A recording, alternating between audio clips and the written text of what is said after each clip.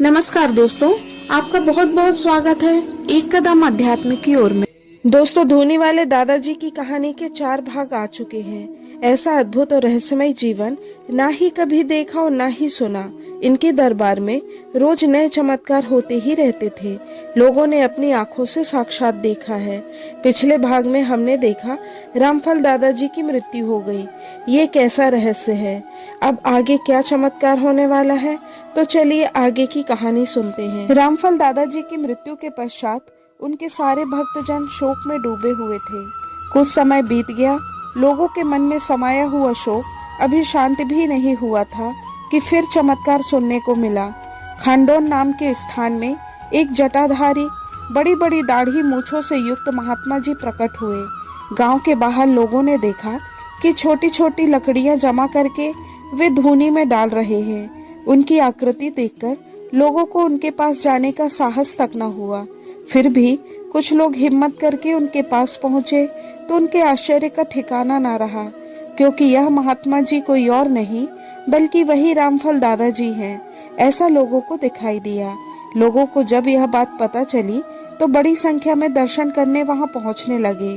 पास ही सिरसिया संदूक नाम का एक गांव था। वहां के मालगुजार ने उनसे अपने साथ चलने का आग्रह किया। दादाजी मालगुजार के साथ उनके यहाँ रहने लगे। दूर दूर से लोगों की भीड़ दादाजी के दर्शन करने के लिए आने लगी। उनके दरबार में नित्य अनेक प्रकार की लीलाएं होती रहती थी। एक दिन किसी बालक ने एक पक्षी को पत्थर से घायल कर दिया। पक्षी तिलमिलाकर भूमि पर आ गिरा और उसके तुरंत ही प्राण चले गए। पूजनीय दादाजी ने यह घटना देखी। उनका कोमल हृदय हिल गया। वे आगे बढ़े। उन्होंने इस मृत पक्षी को अपने हाथों में बड़ी कोमलता से उठा लिया। बस उठाने भर की देर थी, पक्षी फिर से जीवित होकर आकाश में उड़ने लगा। लोगों ने यह चमत्कार देखा और वह मन ही मन समझ गए कि निश्चय ही यह कोई अवतारी पुरुष है। साईखेड़ा नाम का एक गांव, लोगों पर माता का प्रकोप हो गया। लोगों को तेज बुखार आने लगा, शरीर पर दाने आने लगे और वह इतना ज्यादा बढ़ गया कि बड़ी संख्या में लोग मरने लगे। साईखेड़ा में रहने वाले श्री शिवलाल पटेल पूजनीय दादाजी के भक्तों में से एक थे। उनका पुत्र भी माता का शिकार बना। बचने की कोई आशा नहीं थी। तब पटेल साहब ने पूजनीय दादाजी को साईखेड़ा लाने का विचार किया। वह पूजनीय दादाजी को लेने चल पड़े और अपने साथ पालकी भी ले ली। उधर दादाजी सुबह से ही बोल रहे थे कि आज हम साईखेड़ा जाएंगे। सभी लोग उनकी बातें सुनकर सोचने लगे, दादाजी ऐसा क्यों कह रहे हैं। लेकिन तभी साईखेड़ा के पटेल जी पूजनीय दादाजी को लेने आए। तब सबकी समझ में आया, दादाजी अपने भक्तों के मन की बात भी जान लेते हैं। दूसरी चिंता यह भी थी कि वहां सभी को माता निकली हुई थी और बड़ी संख्या में लोग मर रहे थे। तो भक्तों ने सोचा, ऐसे में दादाजी को वहां कैसे भेजा जाए। परंतु फिर भी पूजनीय दादाजी साईखेड़ा पहुंचे। वहां पास ही दूधी नदी बहती है। पूजनीय दादाजी ने शिवलाल पटेल के छोटे बालक, जिसे माता आई हुई थी और उनके बचने की कोई उम्मीद नहीं थी, उसे अपने पास बुलाया और साथ ही दूधी नदी से एक मटका जल मंगवाया। वह जल बच्चे के ऊपर डाल दिया। थोड़ी ही देर में बालक रोग मुक्त होकर एकदम तंदुरुस्त हो गया। पूजनीय दादाजी कई समय तक साईखेड़ा में ही रहे। यहाँ लोग दादाजी को केशवानंद महाराज या धूनी वाले दादाजी के रूप में जानने लगे। यहाँ पूजनीय दादाजी शिवलाल पटेल की बहन जीजीबाई के घर पर रहे। इस प्रकार साईखेड़ा के महान संत पूजनीय दादाजी धूनी वाले के नाम से विख्यात हुए। आज भी हम उन्हें इसी नाम से जानते हैं। गौरी शंकर महाराज का प्रिय शिष्य माधव, जमात के महंत श्री कृष्णानंद महाराज, होशंगाबाद की जनता को अपने पीछे पागल बनाने वाले पागल रामफल बाबा और नरसिंहपुर में लीला करने वाले अवधूत स्वामी रामफल महाराज, और सबसे आखिर में साईखेड़ा जाकर श्री स्वामी केशवानंद जी दादाजी धूनी वाले के नाम से विख्यात हुए। पूजनीय दादाजी साईखेड़ा में जीजीबाई के यहाँ रहने लगे। यहाँ वे उनके काम में भी हाथ बटा देते थे। कभी कभी वह जीजीबाई की गाय चराने जंगल ले जाते और शाम को वापस घर ले आते। उन्हें जानवरों की देखभाल करना बहुत पसंद था। जीजीबाई के आंगन में एक बेल का वृक्ष था। पूजनीय दादाजी कभी कभी उस वृक्ष के नीचे बैठ जाते और जोर जोर से चिल्लाकर कहते कि मैं शंकर हूँ, मैं शंकर हूँ। फिर स्वयं ही जोर जोर से हंसने लगते। इस रहस्य को कोई नहीं समझ पाया और असलियत में भी उनके भक्त उन्हें शंकर की तरह ही पूजते थे। कुछ लोग तो उन्हें स्वयं भगवान शंकर का अवतार ही मानते थे। जिस प्रकार शंकर जी भूतनाथ शमशानवासी और विरक्त थे, इसी तरह दादाजी भी सांसारिक माया बंधनों से मुक्त थे और अपने आप में और अपने ध्यान में लीन रहना ही उन्हें पसंद था। कुछ समय जीजीबाई के यहाँ रहकर पूजनीय दादाजी साईं खेड़ा में एक पुराने किले के खंडहर में जाकर रहने लगे।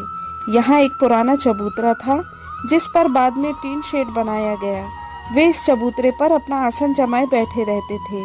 वह अपना केवल 2 चिमटे, एक कंबल, दंड और फूलों के हार, बस इतना ही सामान अपने पास रखते थे और इस चबूतरे पर अपना आसन जमाकर बैठ जाते थे। अब वे इस स्थान से कहीं नहीं जाते थे।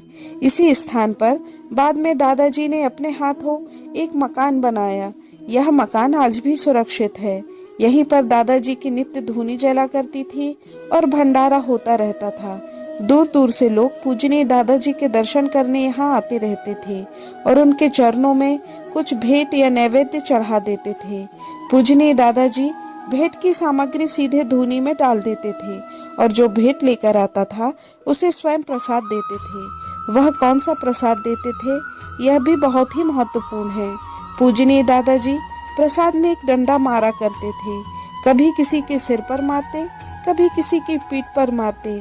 जिन्हें उनके डंडा मारने का रहस्य समझ में नहीं आता था, वे वहां से तुरंत ही भाग जाते थे और जो दादाजी के डंडे की मार के पीछे का रहस्य जानते थे, वह उनका यह प्रसाद पाकर निहाल हो जाते थे। वास्तव में दादाजी डंडा मारकर चरण छूने वालों को एक सीख देते थे कि मोह माया के सांसारिक बंधनों से दूर होकर परम पिता परमात्मा के दरबार में अपना ध्यान लगाओ। दादाजी डंडा मारकर अपने भक्त को यह बताने का प्रयास करते थे कि जिस दिन उस परम पिता परमात्मा के दरबार में अपने गुनाहों का फल मिलेगा तो इससे भी बड़े बड़े डंडे पड़ेंगे। इसलिए भक्त बड़े प्रेम से उनके डंडों की मार को सहन कर लेते थे। राजस्थान के डिडवाना ग्राम से एक धनी पिता की इकलौती संतान, जिनका नाम भंवर लाल था, वह पूजनीय दादाजी के आश्रम साईं खेड़ा में पधारे। दादाजी का उनके ऊपर इतना प्रभाव पड़ा कि वह दादाजी के शिष्य बनकर यहीं पर रहने लगे। इन्हें हरिहरानंद या छोटे दादाजी के नाम से जाना जाता था। इनके शरीर से ब्रह्म तेज निकलता था। पूजनीय दादाजी की आज्ञा के अनुसार इन्होंने यहीं पर अपना डेरा जमा लिया। पूजनीय दादाजी ने कुछ समय तक इन्हें बरेली में जाकर रहने की आज्ञा दी, इसलिए हरिहर दादा को बरेली वाले दादा भी कहा जाता है। छोटे दादाजी के सामने भी नित्य धूनी जला करती थी। जो भक्त बड़े दादाजी के डंडे रूपी प्रसाद से डरते थे, वह छोटे दादाजी के शांत एवं शीतल छाया में आकर आनंद प्राप्त करते थे। दादाजी के दरबार में रोज ही नए नए चमत्कार होते रहते थे। वे अपने भक्तों और शिष्यों की सभी परेशानियां दूर करते थे और बिना कहे ही उनकी परेशानियां समझ जाते थे। एक बार दादाजी के शिष्य श्री शालिग्राम पटेल उनके दर्शन करने के लिए आए। 2-3 दिन रुकने के बाद उन्होंने दादाजी से लौटने की आज्ञा मांगी, किंतु दादाजी चुपचाप बैठे रहते, उन्हें जाने की आज्ञा ना देते थे।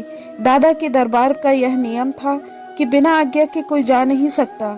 इस प्रकार 17-18 दिन गुजर गए, किंतु दादाजी ने पटेल साहब को जाने की आज्ञा नहीं दी। कभी कभी शाम के समय दादाजी कुछ कहानी सुनाते और कभी कभी कुछ मजेदार किस्से सुनाते, कभी शास्त्र पर प्रवचन देते। इस तरह वे अपने भक्तों को मार्गदर्शन करते रहते थे। इसी तरह एक शाम दादाजी भक्तों के साथ बातें कर रहे थे, तभी अचानक पटेल की ओर मुड़कर बोले, अरे पटेल, जा तो दूधी मैया के पास से थोड़ा सा जल ले आ। रात्रि के 10-11 बज गए थे, किंतु दादाजी की आज्ञा पाते ही शालिग्राम पटेल जी बर्तन लेकर दूधी नदी की ओर दौड़ पड़े।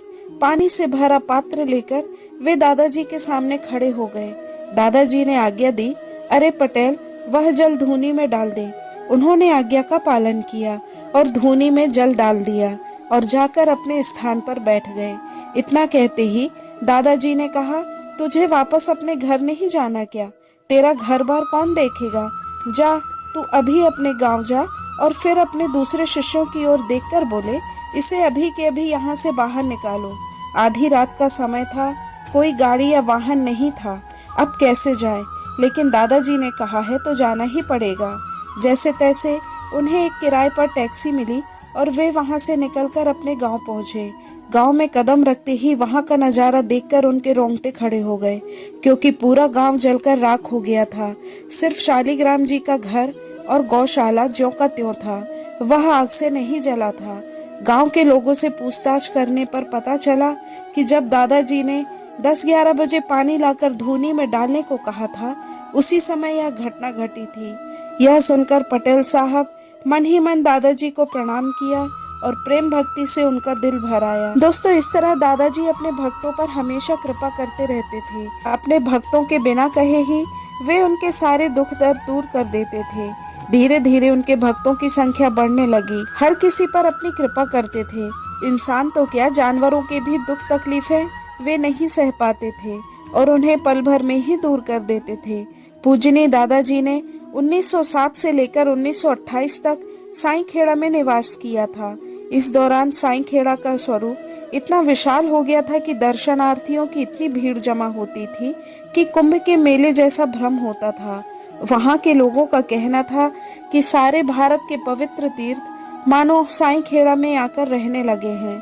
वास्तव में यह सत्य भी था। लाखों लोग वहां आते, करोड़ों रुपयों का प्रसाद चढ़ता, जेवरात चढ़ाए जाते और यह सब पूजनीय दादाजी जरूरतमंदों को बांट देते थे। लगातार उनकी धूनी जलती रहती थी और लगातार वहां भंडारे होते रहते थे। 1928 के बाद पूजनीय दादाजी कुछ समय नरसिंहपुर में रहे। उसके बाद वह खंडवा में आकर निवास करने लगे। दादाजी की इच्छा थी कि वह काशी जाना चाहते थे, परंतु उनके भक्तगण उन्हें वहां जाने नहीं दे रहे थे। खंडवा में दादाजी के लिए एक खास चबूतरा बनाया गया। इस पर पूजनीय दादाजी विराजमान रहते थे। गुरु पूर्णिमा के अवसर पर बहुत ही उत्सव जैसा माहौल होता था। उनके सारे भक्त उनसे आशीर्वाद लेने आते रहते थे। सन 1930 में दादाजी अपने चबूतरे पर बैठे हुए थे। इस समय दादाजी के शरीर पर वृद्धावस्था ने आकर अपना अधिकार जमा लिया था। उनका शरीर कमजोर हो गया था। एक शाम को पूजनीय दादाजी ने मूंग के दाल की थोड़ी सी खिचड़ी खाई और तकिए से टिककर लेटे रहे। उन पर एक रजाई उड़ाई गई थी। दूसरे दिन शाम तक पूजनीय दादाजी लेटे ही रहे। उनके दर्शनार्थियों की भीड़ जमा होती जा रही थी, परंतु दादाजी लेटे थे। उनके शिष्यों ने सोचा, बहुत दिनों बाद दादाजी इस तरह से सो रहे हैं तो उन्हें जगाना उचित नहीं है। भक्तों की भीड़ बढ़ती ही जा रही थी और दादाजी निश्चिंत होकर सो रहे थे। सभी उनके उठने की राह देख रहे थे। जब बहुत रात हो गई, दादाजी नहीं उठे। सभी उनका इंतजार करते करते कुछ लोग वहां से उठकर सोने के लिए चले गए और कुछ उनके खास शिष्य वहीं बैठे रह गए। एक पुलिस अधिकारी अचानक वहां आया और पूजनीय दादाजी के शिष्यों से बात करने लगा। पुलिस अधिकारी उन्हें एक ओर ले गया और धीरे से बोला, हमें पूजनीय दादाजी के स्वास्थ्य के संबंध में काफी चिंता है और आप लोग बेफिक्र बैठे हैं। एक शिष्य ने कहा, आप निश्चिंत रहिए, पूजनीय दादाजी कई दिनों बाद इतने अच्छे से सो रहे हैं, उन्हें जगाना उचित नहीं है। उनकी महिमा कोई नहीं जानता। वे चाहे तो कई दिनों तक सो सकते हैं और वे चाहे तो कई दिन बिना सोए भी रह सकते हैं। तब पुलिस अधिकारी हैरान होकर बोला कि किसी अनजान साधु ने पुलिस थाने में आकर यह रिपोर्ट दी है कि बड़े दादाजी समाधिस्थ हो गए हैं। लेकिन पुलिस अधिकारी यहाँ आकर देखते हैं कि भक्तगण तो बड़े ही निश्चिंत बैठे हुए हैं। तो फिर वह साधु कौन था जो पुलिस स्टेशन में आकर ऐसा कह रहा था? अब उनकी बातें सुनकर शिष्यों में चिंता फैल गई। वे सब बड़े ही बेचैन हो गए। वे लोग दादाजी के पास जाकर देखना चाहते थे, लेकिन उनकी हिम्मत नहीं हो रही थी। फिर हिम्मत करके जैसे तैसे उन्होंने उनके ऊपर उड़ाई हुई रजाई हटाकर देखा तो सभी को बहुत बड़ा झटका लगा। पूजनीय दादाजी का चेहरा काला पड़ गया था। तेजस्वी मुख निस्तेज हो गया था। सभी के सीने पर वज्रघात हुआ। छोटे दादाजी और अन्य शिष्यगण रोने लगे, परंतु अब कर भी क्या सकते थे? उन्हें आगे की विधि पूर्ण करनी थी। सभी भक्तों में यह ऐलान कर दिया गया कि दादाजी समाधिस्थ हो चुके हैं। जैसे ही यह बात चारों तरफ पहुंची, समस्त भारत शोक में डूब गया और दूर दूर से भक्तगण झुंड के झुंड बनाकर पूजनीय दादाजी के अंतिम दर्शन करने के लिए खंडवा पहुंचे। जिस स्थान पर वे बैठा करते थे वहीं गड्ढा खोदा गया। समाधि स्थल बनाया गया और उनके शरीर को उसमें लिटाया गया।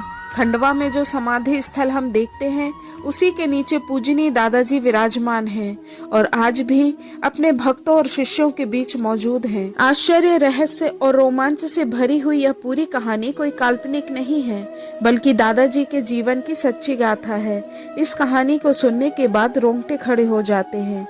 आशा है आपको भी यह कहानी पसंद आई होगी, तो कृपया चैनल को लाइक, शेयर और सब्सक्राइब जरूर करें।